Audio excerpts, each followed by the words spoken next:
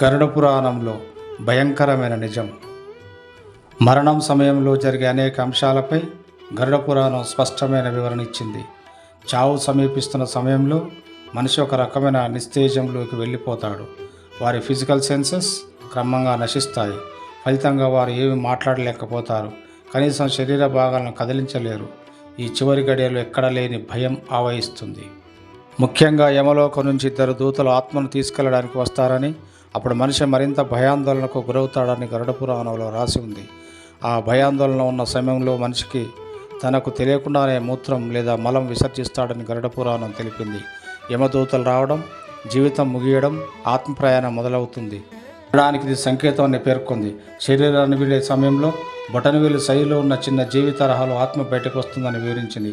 ఆత్మ వీడుతున్నట్లుగా గుర్తించాలే శబ్దం కూడా వస్తుందని తెలిపింది. దీన్నే దూతలు తీసుకుని యమలోకానికి వెళ్ళిపోతారని కూడా పేర్కొంది.